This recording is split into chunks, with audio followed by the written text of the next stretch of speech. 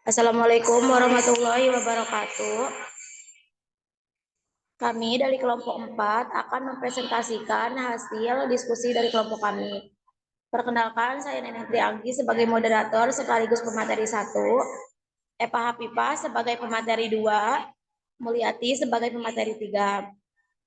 Langsung saja kita masuk ke pemateri pertama.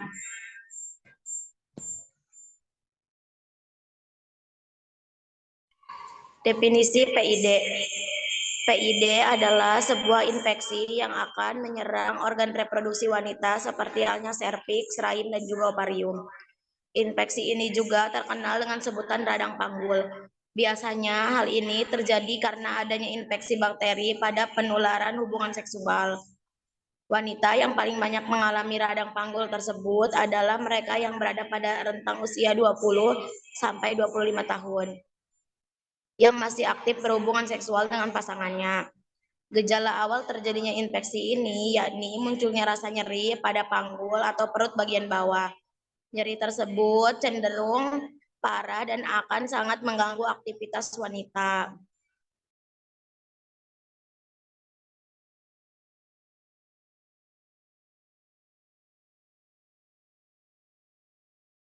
Di samping itu, gejala lain yang sering ditemukan pada PID adalah mudah merasa lelah, demam tak berkesudahan, keluar keputihan lebih banyak dan lebih sering dari vagina, dan warnanya berubah menjadi kekuningan.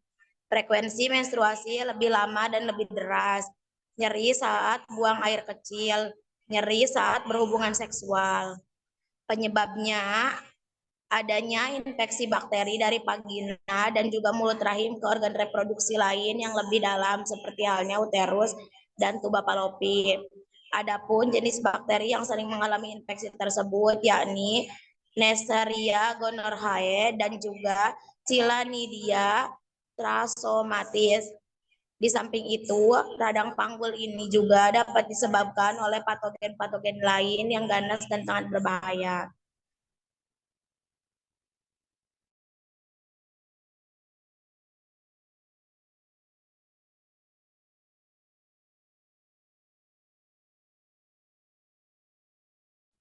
Pencegahannya yaitu jangan berganti-ganti pasangan, gunakan kondom saat berhubungan seksual, periksa kesehatan secara rutin jika memiliki resiko tertular infeksi menular seksual.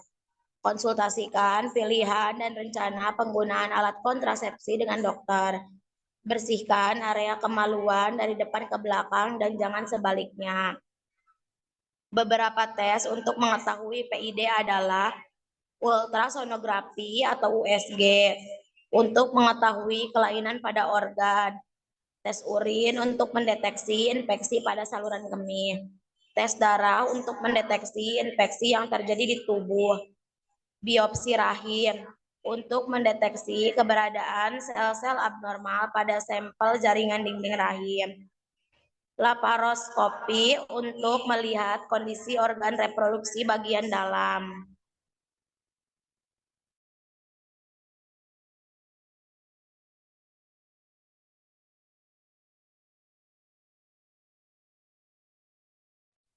Komplikasinya yaitu infertilitas atau kemandulan, kehamilan ektopik, nyeri panggul kronis, abses pada ovarium atau tuba fallopi sepsis.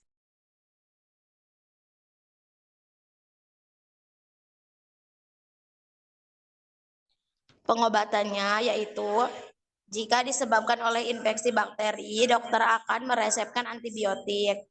Pasien yang mengalami radang panggul berat, sedang hamil, atau mengalami penumpukan nanah atau abses, perlu mendapatkan perawatan rumah sakit. Dokter akan memberikan antibiotik melalui suntikan dan cairan infus. Selain antibiotik, obat untuk meredakan gejala seperti nyeri, demam, yaitu ibuprofen atau paracetamol. Operasi dilakukan jika terjadi abses pada radang panggul. Selain itu, operasi juga dilakukan jika abses pecah atau berpotensi untuk pecah. Operasi dapat dilakukan dengan menyedot atau mengeluarkan dan membersihkan cairan abses. Guna mempercepat proses penyembuhan, pasien tidak boleh berhubungan seksual selama masa pengobatan.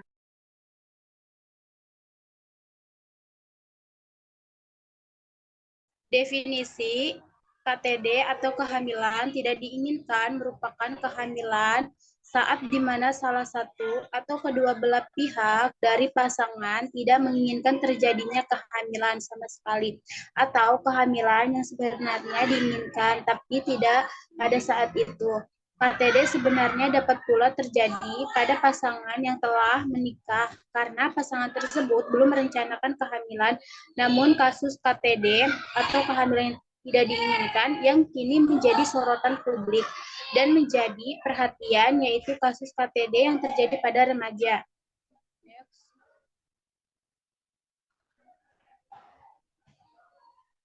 Penyebab KTD yang pertama yaitu pemerkosaan seks bebas atau seks pranikah. Yang kedua yaitu kegagalan memakai alat kontrasepsi. Yang ketiga yaitu kepercayaan terhadap mitos-mitos seperti berhubungan seksual sekali tidak akan menyebabkan kehamilan. Yang keempat yaitu minum alkohol dan lompat-lompat pasca berhubungan seksual dapat menyebabkan sperma tumpah kembali sehingga tidak akan menyebabkan kehamilan. Yang kelima yaitu pengaruh lingkungan. Adapun dampak dari KTD, yang pertama yaitu tekanan psikologis atau sanksi sosial. Yang kedua yaitu putus sekolah. Yang ketiga yaitu keretanan terjadinya gangguan pada kesehatan organ reproduksi. Yang keempat yaitu perasaan malu hingga depresi. Yang kelima yaitu sensitif atau mudah marah. Yang keenam yaitu peningkatan kasus aborsi tidak aman yang mengancam kesehatan akibat terjadi infeksi yang dapat mengakibatkan peradangan dan resiko kemungkinan terjadi mandul bahkan kematian. Next. Adapun pencegahan dari KTD yaitu peran orang tua. Yang pertama itu menanamkan pola asuh yang baik pada anak sejak dini. Yang kedua, membekali anak dengan dasar moral dan agama. Yang ketiga yaitu berkomunikasi yang baik dan efektif antara orang tua dan anak. Terus yang keempat yaitu menjadi tokoh panutan bagi anak. Adapun peran pendidik atau guru. Yang pertama itu memberikan informasi yang benar bagi siswanya terkait masalah yang rentan dihadapi remaja. Yang kedua yaitu memberikan keleluasaan siswa untuk mengekspresikan diri pada kegiatan ekstrakurikuler. Yang ketiga yaitu menciptakan kondisi sekolah yang nyaman dan aman bagi siswa. Next. Adapun peran media, sajikan tayangan yang mendidik bukan menjerumuskan. Tidak menayangkan sinetron atau film yang cenderung memprovokasi remaja untuk melakukan tindakan menyimpang termasuk seks bebas. Bertanggung jawab menyajikan tayangan yang layak untuk ditonton bagi remaja. Terus adanya rubrik khusus dalam media massa cetak elektronik yang bebas biaya khusus untuk remaja. Next. Adapun peran remaja itu sendiri, yang pertama yaitu ikuti kegiatan-kegiatan yang positif, perbanyak informasi yang penting dan berguna untuk pengembangan diri. Lebih berhati-hati dalam menyerap informasi dari sumber yang tidak jelas. Hati-hati dalam bergaul dan memilih teman karena bisa jadi teman dekat yang dapat menjerumuskan untuk melakukan seks bebas sehingga berujung pada KTD atau kehamilan yang tidak diinginkan. Definisi yaitu, terapi pergantian hormon adalah cara yang efektif untuk meredakan gejala perimenopause dan menopause. Ini dapat mengurangi kejadian keparahan hot flash dan juga resiko osteoporosis. Penelitian sebelumnya menunjukkan adanya kaitan dengan kanker, tetapi ini masih diselidiki. Ini dapat membantu menjaga kulit tetap muda, tetapi tidak dapat membalikan atau menunda keseluruhan efek penuaan. Setiap wanita yang mempertimbangkan HRT harus berbicara dengan dokter yang mengetahui riwayat medisnya.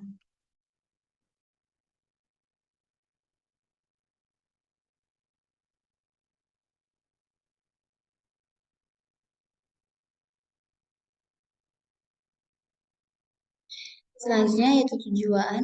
Yang pertama untuk mengamati peranan peningkatan kadar estradiol dalam serum darah setelah diberikan injeksi estradiol valerate dengan dosis 0,1 mg atau 100 gram atau per BB secara intramuskuler.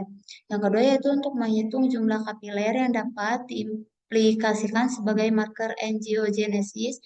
Yang ketiga yaitu mengamati aktivitas vasodilatasi kapiler yang merupakan suatu bentuk kompensasi terhadap peningkatan aktivitas trombofilik. Selanjutnya yaitu penggunaan. ART dapat digunakan pada wanita yang mengalami menopause dini atau menopause karena pembedahan atau sebelum usia 45 tahun karena mereka berisiko tinggi terhadap osteoporosis. Pada menopause dini, ART diberikan sampai perkiraan umur terjadinya menopause alami atau sampai umur 50 tahun. Selanjutnya, bagaimana cara pasien menjalani HRT? Yaitu dokter akan meresepkan dosis rendah mungkin untuk mengobati gejala. Ini mungkin memerlukan beberapa percobaan dan kesalahan. Cara pemberian HRT meliputi yang pertama yaitu krim atau gel, yang kedua cincin vagina, yang ketiga tablet, dan yang keempat bercak kulit. Terima kasih.